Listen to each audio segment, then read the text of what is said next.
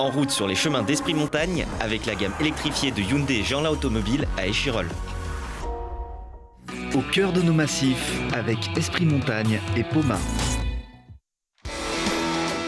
Le groupe Samsé et l'entrepôt du bricolage vous présentent Esprit Montagne.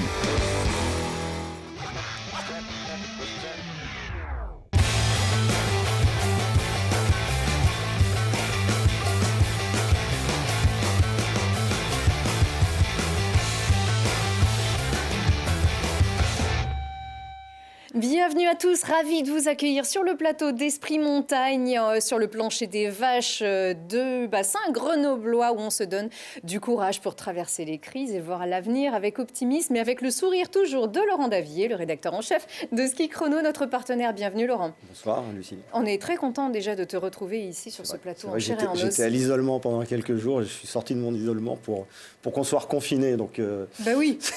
La vie est dure quand même. Il fallait toujours anticiper un peu. On sait que Ski Chrono a toujours un temps d'avance, mais toujours la forme. Toujours merci beaucoup d'être avec nous. Alors, c'est une période particulière. Le cirque blanc a baissé son rideau sur une belle saison d'ailleurs. Hein. Oui, une belle saison. On termine, on l'avait dit, avec 92 podiums en Coupe du Monde pour les équipes de France, des titres de champion du monde. Donc, voilà, on a un bel hiver. Un gros globe. Un gros globe. Un petit globe. Un petit globe. Oui, non, c'est un bel hiver. Les athlètes français ont répondu présent et on en est tous fiers.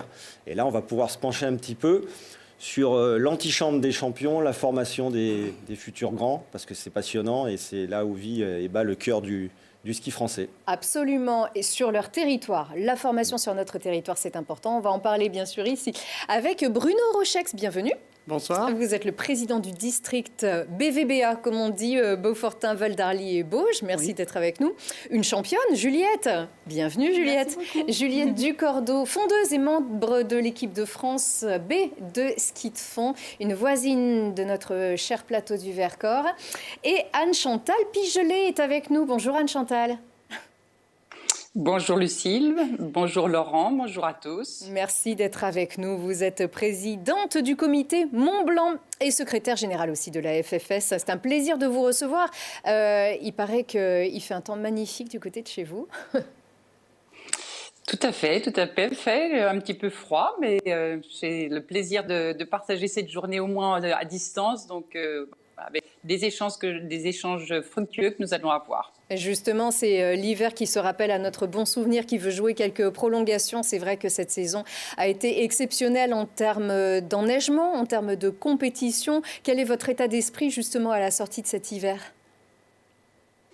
Notre état d'esprit, il est, je dois dire, tourné vers l'avenir, en sachant que l'hiver fut compliqué et difficile pour les raisons que nous connaissons, cette crise qui ne fait que durer, avec la notion de l'acceptation de ce que l'on traverse, donc de tout mettre en œuvre pour, comme le capitaine d'un bateau qui traverse la tempête, il réduit la voilure, il règle ses voiles différemment.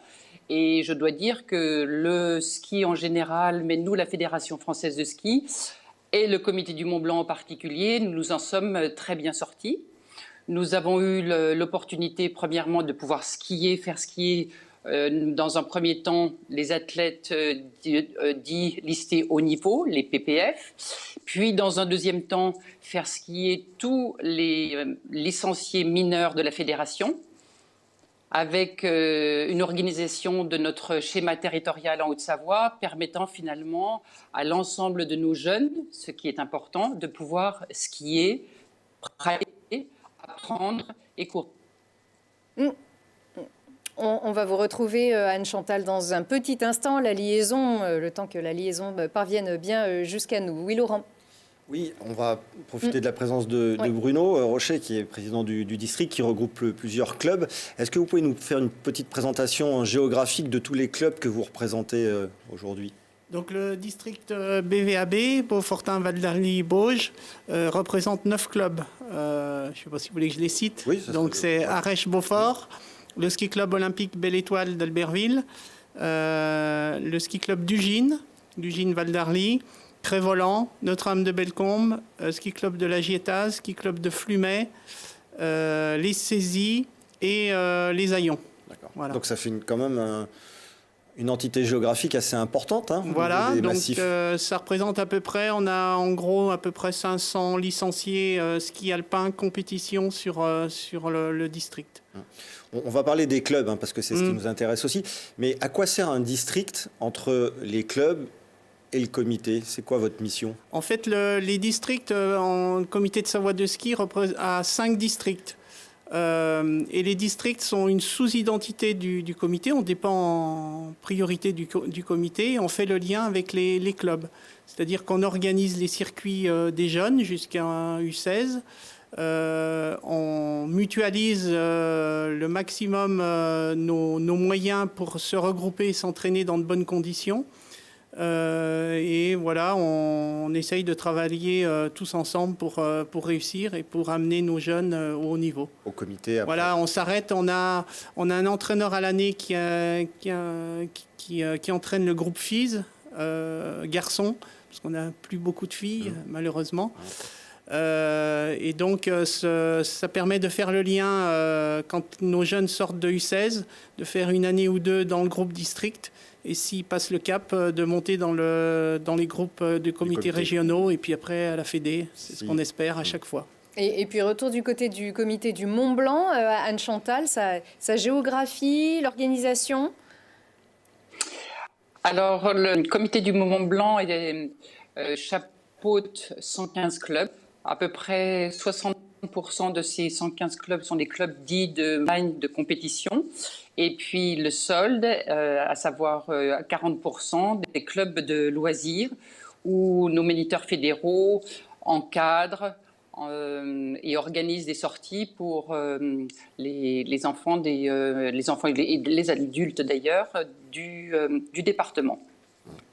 Aujourd'hui, nous avions 25 000 licenciés l'année dernière, en sachant que la non-ouverture des remontées mécaniques n'a pas permis à certains clubs de pouvoir pratiquer. Donc aujourd'hui, nous serons bien évidemment touchés par la baisse importante de licenciés cette année, environ 35% en moyenne. Mais néanmoins, le comité affiche un très grand dynamisme, tant sur le plan de la haute compétition, avec des résultats remarquables. Je dois dire que, bien sûr, que nous ramenons des championnats du monde en biathlon, en alpin, en fond, des belles moissons, mais également lors des championnats de France qui viennent de se dérouler en Haute-Savoie, que ce soit dans les Portes du Soleil ou aux Contamines, championnat de France alpin et championnat de France nordique. Nous avons également brillé par des succès absolument incroyables, 23 médailles, dont 9 titres en fond, 5 titres de champion de France en biathlon et également 5 titres en alpin. Donc la relève est prête, filles comme garçons, toutes disciplines confondues. Je n'ai pas évoqué évidemment le snowboard où Merlin Surget termine 3e du classement de la Coupe du Monde. Donc nous avons tous les ingrédients pour en tous les cas faire en sorte que la fédération qui brille beaucoup aujourd'hui puisse également le faire demain. On les voit d'ailleurs, ces images de la FFS TV d'ailleurs. Merci à la Fédé pour ces belles images. Et ça fait plaisir aussi, Laurent, de voir cette fête quand même. Il n'y a pas de public, mais il y a de la fête. Oui, c'est vrai que les championnats de France se sont déroulés à la fois dans les Portes du Soleil et dans le Mont Blanc, aux Contamines. Et c'est vrai que de tous les témoignages qu'on a eus, on fait ressortir qu'il y avait vraiment eu un esprit d'initiative, une implication des stations du Chablais, des clubs du Chablais pour être à la hauteur. Et tout le monde était ravi. Ça a permis à des grands champions de partir aussi, comme JB Grange ou Julien Liseroux, dans une ambiance un peu plus festive. Donc voilà, aux Contamines, ça a été pareil. On a pu faire venir aussi quelques collégiens pour qu'ils partagent un peu ce haut niveau. Donc on a réussi quand même, contrairement à l'année dernière où les championnats de France avaient été annulés, à s'adapter à la situation et ça a donné du baume au cœur à tout le monde. Anne-Chantal, j'avais juste une petite question qui concerne un petit peu les finances. Je voudrais juste savoir comment s'organise la répartition des titres fédéraux entre la Fédération française, les comités et les clubs. Quel est l'impact du coup quand il n'y a pas de licenciés fédéraux ? L'impact est très important dans le sens où les licences représentent à peu près 30% de notre budget, des recettes de notre budget. Et donc, lié au-delà de la perte des licences, il y a eu aussi la non-ouverture des remontées mécaniques, engendrant absolument aucune recette provenant des assurances journées.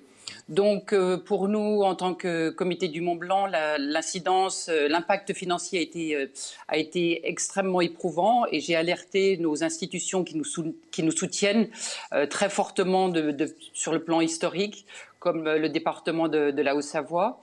Et je dois dire que le département de la Haute-Savoie s'est mobilisé, non seulement pour le comité, mais également pour tous les clubs, à signer une enveloppe de 1 500 000 € pour aider les clubs et le comité pour faire face et passer justement cette tempête et nous permettre de nous projeter vers l'avenir.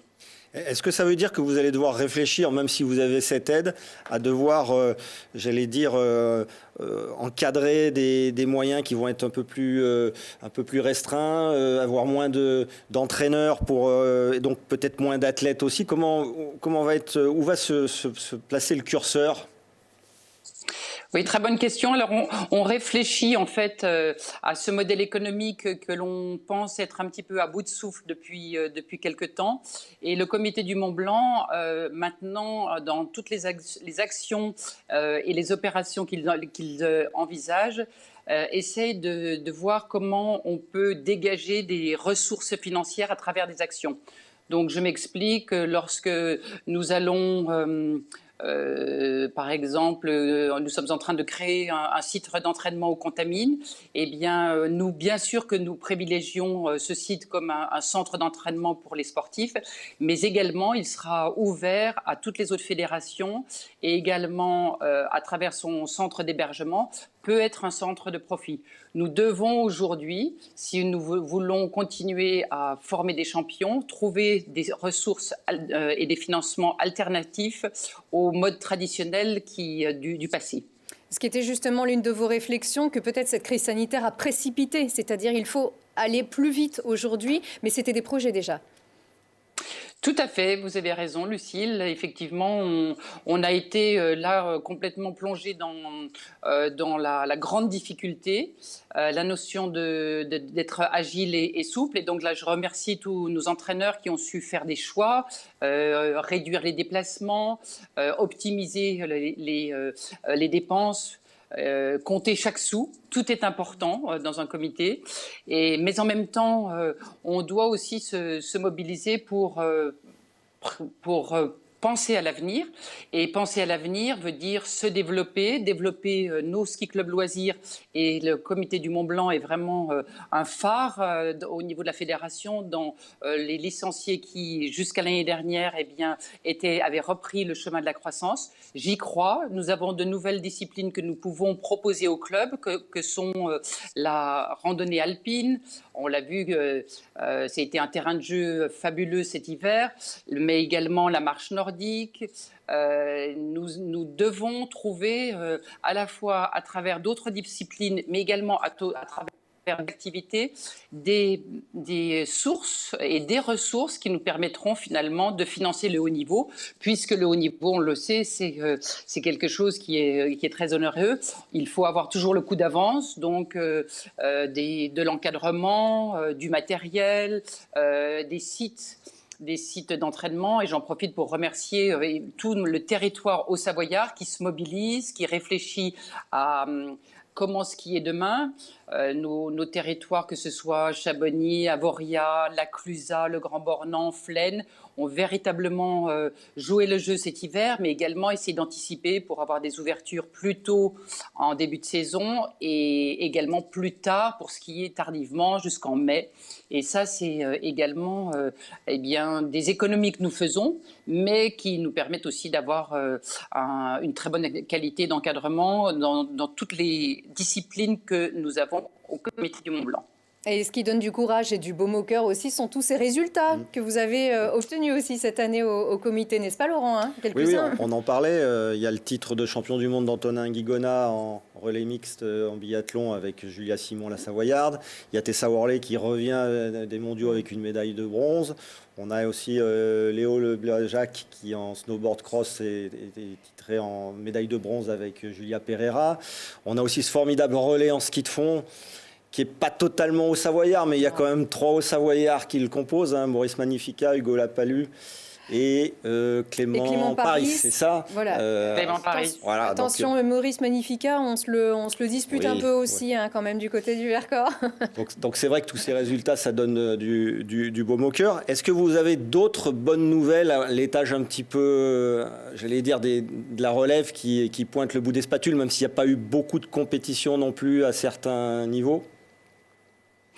Bien évidemment, on a eu une saison extraordinaire en biathlon avec au championnat du monde junior et championnat du monde jeune, 6 médailles, dont 4 en or. Je parle de Camille Bénède, je parle de Jeanne Richard, d'Edgar Génie. On a été également au niveau. C'est un record, je crois, c'est un record pour le Mont Blanc. Hein. Oui, c'est un record. On a toujours été un peu titillé par le Dauphiné et le Jura, mais là, clairement, notre encadrement a fait des prouesses et je pense que l'avenir s'annonce de façon la plus belle pour ces jeunes et ils peuvent être fiers de ce qu'ils ont réalisé. J'en profite pour remercier l'encadrement. Au niveau de l'alpin, nous avons également des jeunes comme Edgar Meyer, Léo Coppel, Antoine Azolin et puis également Garance qui ont fait des résultats spectaculaires dans le SAMC National Tour, qui ont eu des titres de champion de France. Donc là aussi, nous avons vraiment des signaux forts, comme quoi le comité du Mont Blanc est à sa place et avec toujours la volonté d'excellence et de poursuivre. J'avais juste une petite question. Quand on est à la tête d'un comité, est-ce que c'est pas un peu frustrant? Parce que souvent on parle de l'équipe de France, on parle des clubs, des athlètes, et puis le comité, on l'oublie un petit peu alors que c'est un échelon essentiel dans la formation des champions. Comment vous viviez ça? Vous avez raison, Laurent, mais au contraire, moi, je pense que c'est une place charnière qui, quand elle est bien connue, donne tout le sens au travail que font les clubs pour apporter et valoriser jusqu'au plus haut niveau. Sans le comité, finalement, eh bien, il y a tout un développement et tout un apprentissage qui ne peut pas se conduire jusqu'au plus haut niveau.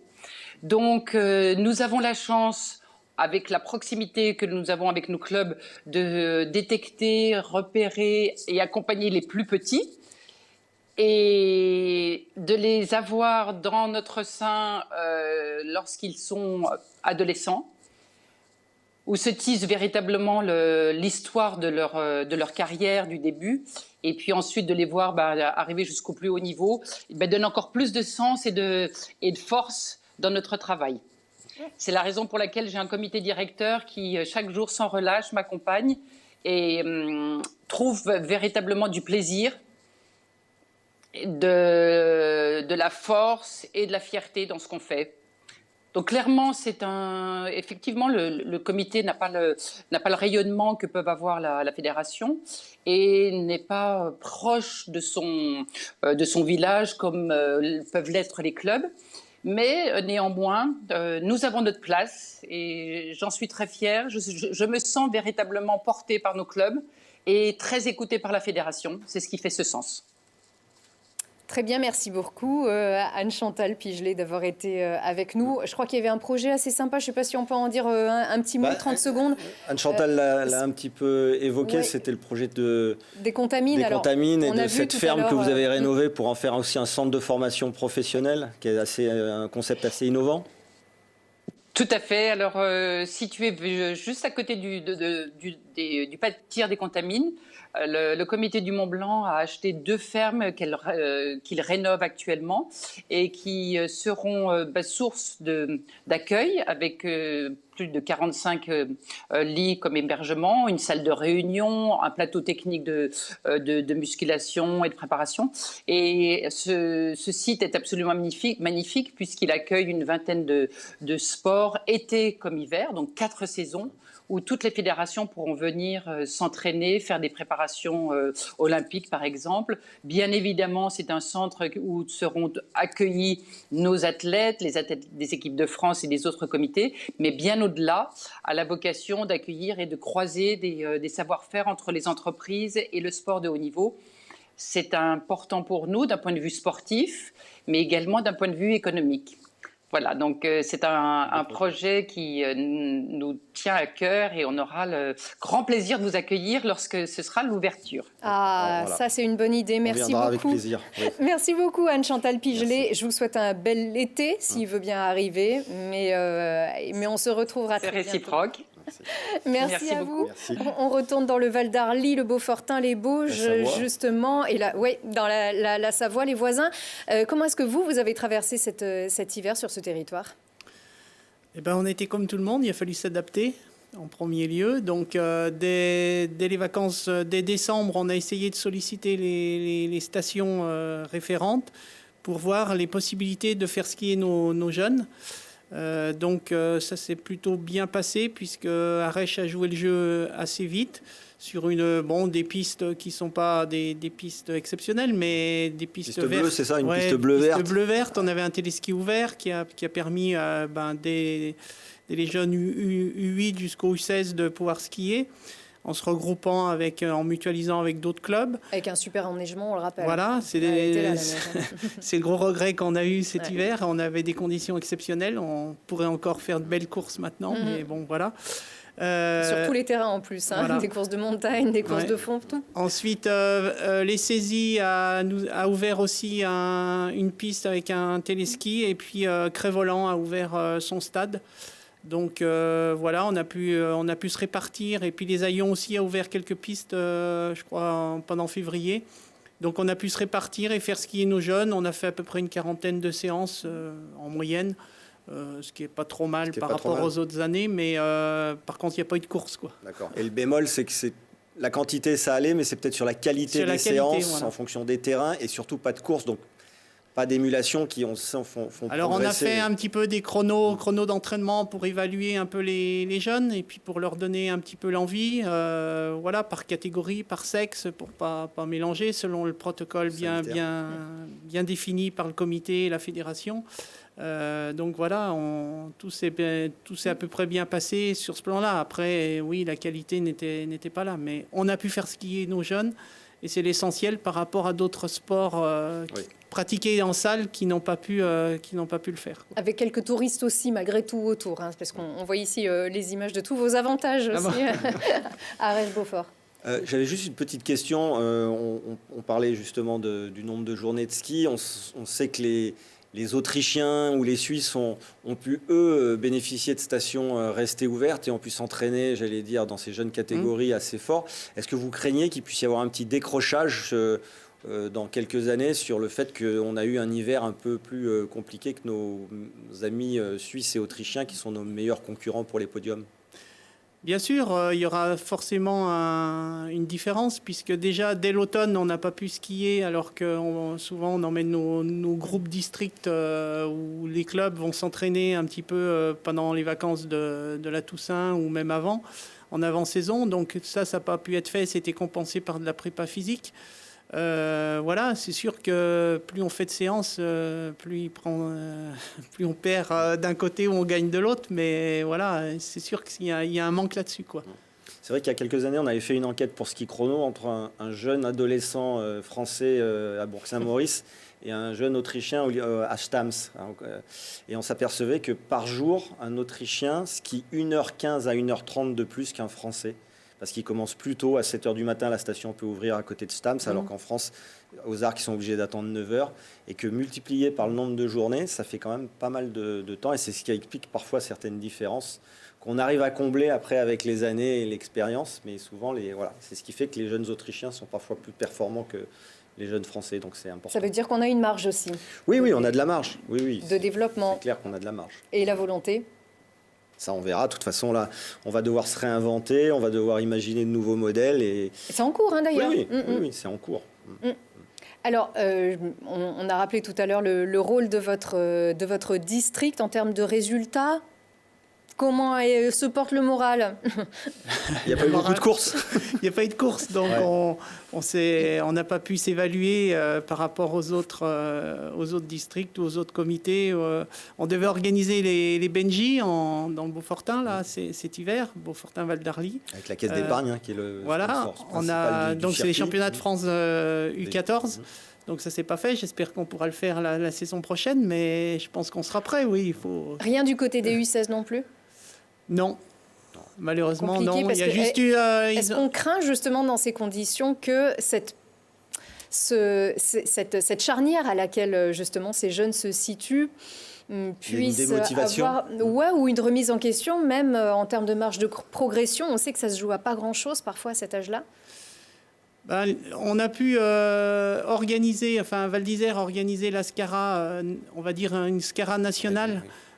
Pour faire un peu des chronos et s'évaluer au niveau des U16 il y a une quinzaine de jours, ce qui a permis justement de faire un petit peu une hiérarchie, de jauger un peu pour les entrées en lycée. Parce que l'année U16 est charnière sur les 3e secondes. Et pour un jeune qui veut atteindre le haut niveau, il faut rentrer dans les structures. Comme à Moutier, par exemple. Moutier, lycée d'Albertville et autres. Et La Motte, Saint-Michel. Voilà. Et donc, il y a eu cette SCARA nationale qui a permis de faire un petit test, une petite hiérarchie pour voir un petit peu où en étaient ces jeunes. Mais c'est sûr que cette tranche d'âge U16, c'est vraiment la tranche charnière pour atteindre le haut niveau, quoi. Juste pour revenir au club, est-ce qu'on parlait des licences avec Anne-Chantal Pigelet, est-ce que vous avez senti qu'il y avait une différence entre les clubs stations et les clubs un peu plus de zone de Piémont en termes de prise de licence? Donc dans ce qui concerne notre district, il y a 7 clubs de montagne et puis 2 de vallée, Ugine et Albertville. À Albertville, on a à peu près 120 jeunes qui vont en sortie loisirs du samedi, qu'on a pu réaliser grâce à l'ESF des saisies et puis à la station des saisies. Donc il y a eu à peu près 8 sorties, 8 à 9 samedis avec les médailles à la fin. Donc ça s'est passé, on va dire, à peu près correctement comme les autres années. Là, je pense que oui, malgré tout, il y a une petite perte de licenciés sur le loisir, et en compétition, ça se maintient à peu près comme les autres années. Après, grâce à avoir pu offrir un peu des entraînements, on maintient ces jeunes, quoi. Vous avez des inquiétudes par rapport à ce qui arrive? Parce qu'on n'arrive pas à se projeter. C'est la grande question. On ne sait pas trop où on va. On espère que la machine se remette en route pour pouvoir skier dès la saison, même déjà cet été, pour préparer la saison d'hiver, été-automne. Voilà, on espère que tout reparte. Mais c'est sûr qu'il va y avoir un petit peu de casse et on va perdre, je pense, quelques licenciés ou quelques gens motivés, parce que ça reste un sport... on est tributaire de la neige, des conditions météo, un sport extérieur. Et puis, c'est un sport qui coûte un peu d'argent aussi. Ouais. Juliette, est-ce que toi, tu arrives à te projeter par rapport à ce qu'on vient de dire?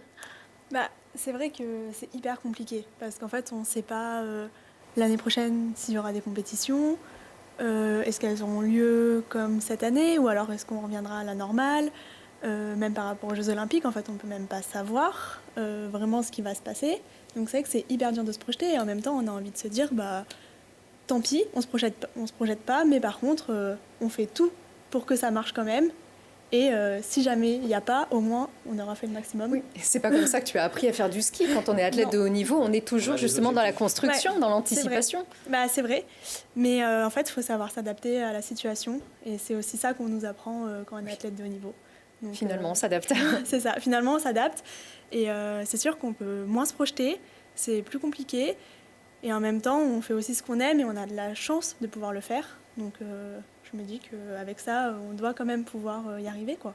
Et avec un bel accompagnement aussi. Oui, ça c'est la base de tout. De toute façon, l'accompagnement, nos coachs, la fédé, voilà, tout ce qui fait qu'on évolue dans un environnement sain et hyper motivant, quoi. Donc, Parce qu'on sait que Émilien Jacquelin, par exemple, avait vraiment eu un gros passage, un mauvais passage, on va dire, pour le moral à la fin de la saison dernière, a très mal vécu justement cette période de confinement, avant, après.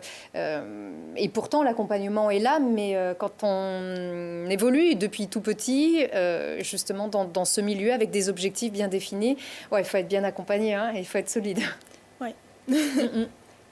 2 mots sur le parcours de Juliette quand même, parce que tout à fait. tout le monde ne connaît pas son parcours. Donc, si mes informations sont bonnes, elle a commencé le ski de fond vers 6 ans avec ses parents à Bois-Barbu, dans le Vercors. Tu as 21 ans. Voilà. 22. Ah, 22, 80. Ah oui, ça y est. 98. Ça y est, 98, voilà. depuis fin décembre. Ouais, c'est bon. ça. Elle a ensuite fait le parcours un peu classique du club. C'était ton club, c'est. Moi, j'étais au club de, je suis encore au club de Villard-de-Lans. Voilà. Donc, j'ai fait le parcours classique. Je suis allée au collège, en classe sportive. Franchement, à la base, j'étais vraiment juste avec mes copines et j'aimais aller skier dans la nature. Elle a hésité un moment entre le biathlon et le ski de fond. Parce qu'elle Et qu'est-ce qui a fait que tu as choisi finalement le ski de fond? En fait, j'ai choisi ski de fond parce que j'étais très nulle en tir. C'est une raison valable. C'est une raison hyper valable. En fait, moi, j'ai toujours adoré les 2 disciplines à l'entraînement. Mais c'est vrai que je me rendais bien compte en compétition que ça se passait pas bien en fait en biathlon. Alors que dès que j'allais faire des compétitions de ski de fond, en fait, ça se passait très bien.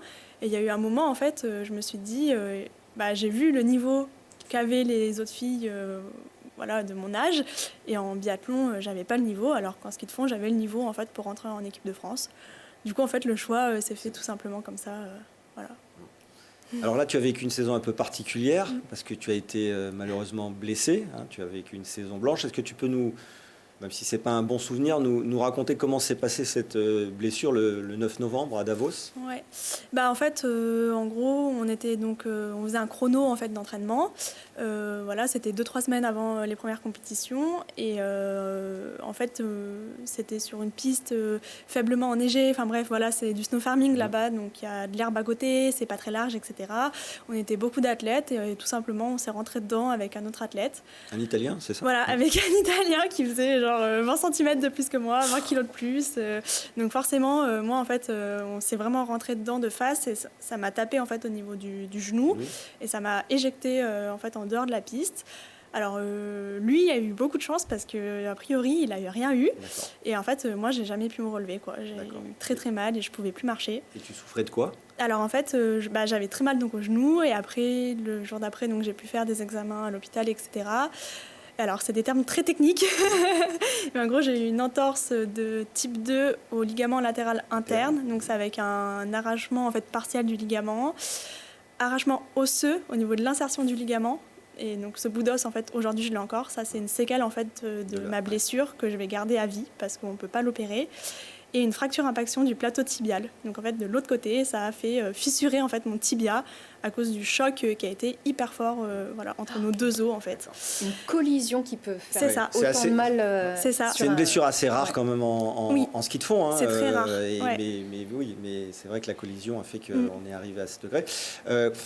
Tu as tout de suite vu que ça allait être compliqué pour cette saison ou tu as espéré pouvoir remettre les skis et un dossard? Alors en fait, moi j'ai un naturel hyper optimiste. Du coup, vraiment, je pensais vraiment pouvoir remettre les skis et même un dossard en février à la base. Donc j'étais très très très loin de la réalité.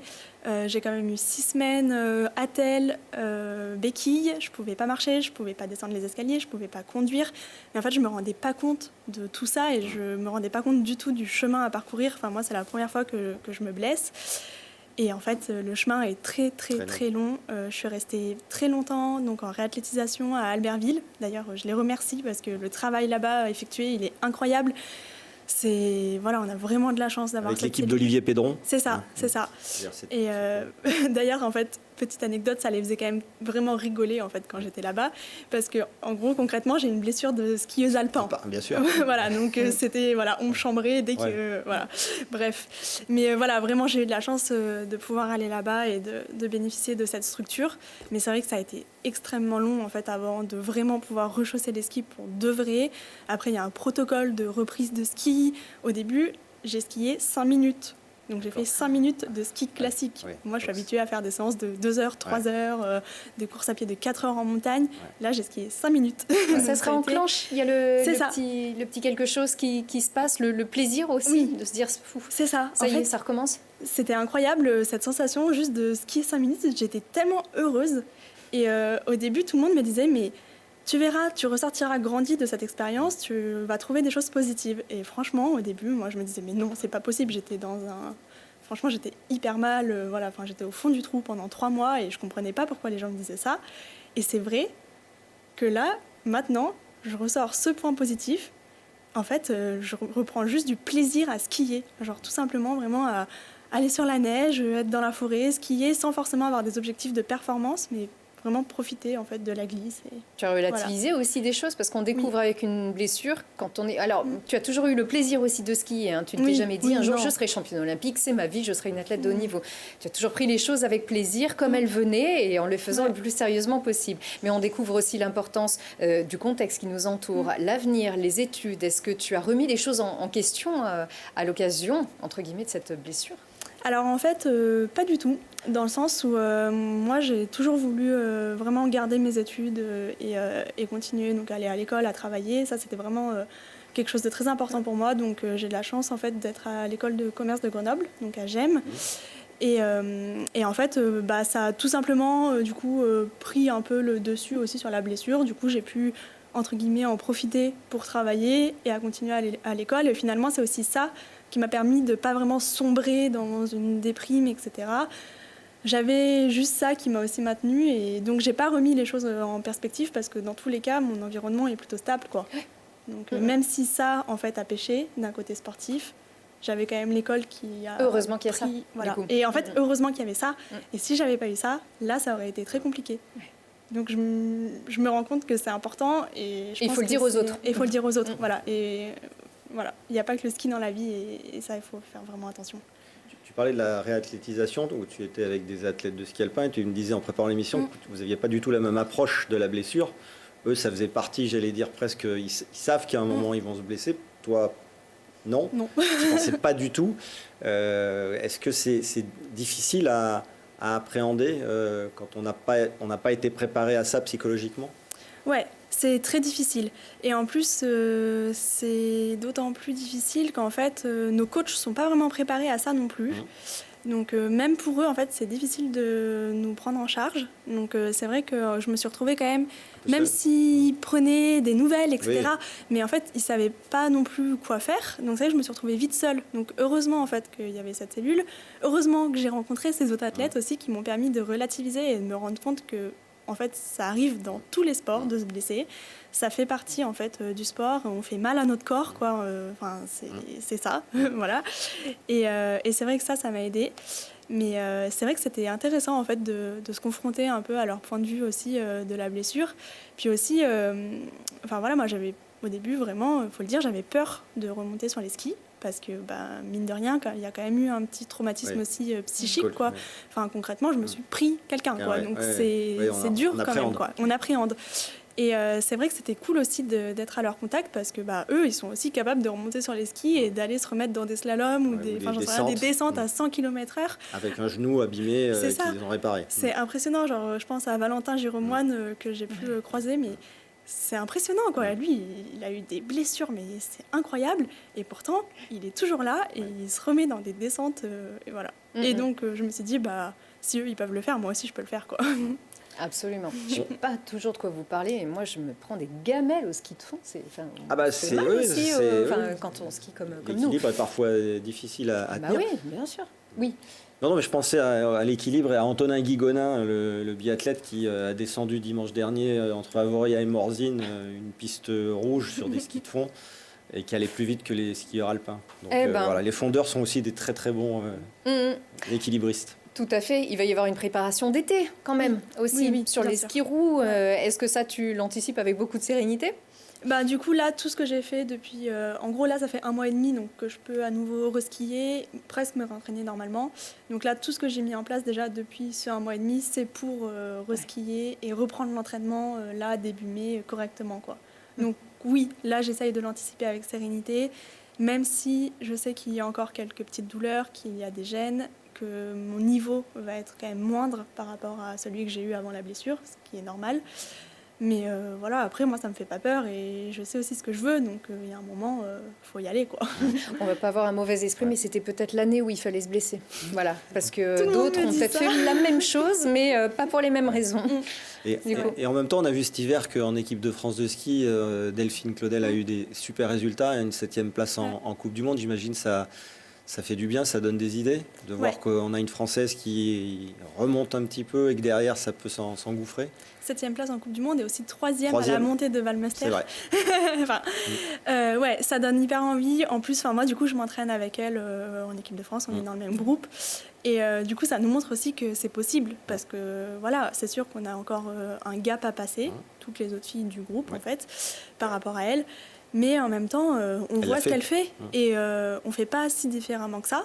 Donc, c'est possible, ça donne envie. Ça montre aussi que les filles en équipe de France, eh ben, on n'est pas mauvaises et qu'on est capable de jouer devant parce que c'est vrai que ça a été quand même des années compliquées, quoi, avec voilà, les filles qui étaient là, plus grandes, qui ont arrêté et tout. Et nous, on a vraiment envie, quoi. Donc, voilà. J'ai pas tout suivi. C'est un rapport avec Véronique Claudel peut-être pas, non, pas sûr. Non, ça pourrait, parce que ça y est, les générations maintenant qui sont passées. D'accord. Eh ben, à suivre quand même, hein, ce qui n'empêche pas. Il était question. Oui. Oui, j'avais juste une question à poser à Juliette sur ces années club, parce qu'elle a dit que c'était quand elle a commencé le ski, ça a été un élément important parce qu'on se retrouve entre copains et copines. C'est quoi ton meilleur souvenir de ces années J'attendais club? le pire, mais le meilleur. On commence d'abord par le meilleur. Voilà. Les meilleurs souvenirs, franchement, c'est juste les mercredis après-midi. On allait skier, en fait. Donc, moi, voilà, c'était à Beaubarbu, parce que c'était Villard-de-Lans, c'est vraiment le site un peu phare. On allait skier, on allait faire des hors-pistes dans la forêt. Tout le monde se mettait des gamelles. Il y a une descente qui s'appelle la gamelle d'or. Donc, en fait, voilà, tout le monde tombe dans cette... J'ai dû la faire, celle-là. C'est pour ça. Moi, je connais que ça. Et donc, c'était vraiment... voilà, c'est les meilleurs souvenirs. Et après, quand on rentre, on prend le goûter et on voit nos parents et tout. C'est vraiment... C'est ça aussi, l'esprit du club, quoi. C'est un art de vivre. Ouais, exactement. Exactement. Et le pire, allez. Alors, si tu avais un mauvais souvenir. Alors, franchement, je sais pas si j'ai de mauvais souvenirs. Je crois que Laurent, il n'y a pas une fois où tu as été parti pour 2 jours avec une nuit en refuge, une escapade Ah ouais.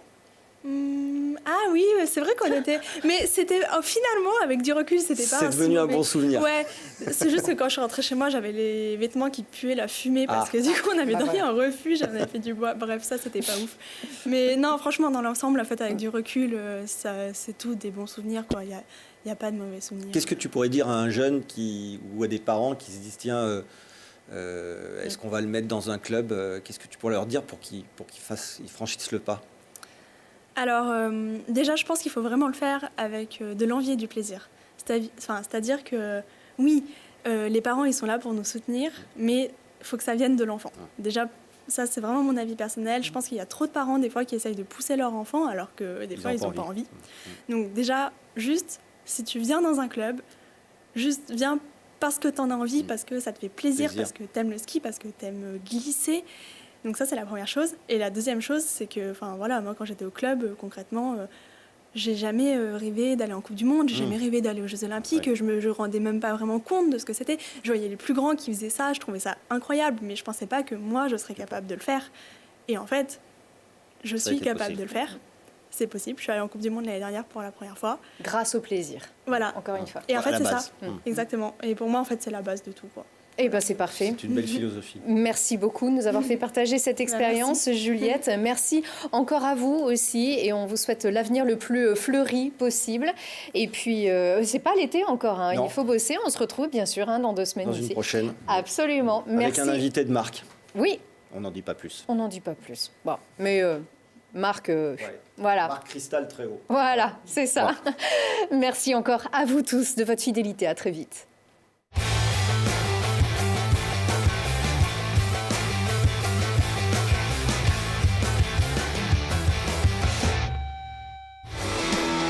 Le groupe Samsé et l'entrepôt du bricolage vous a présenté Esprit Montagne.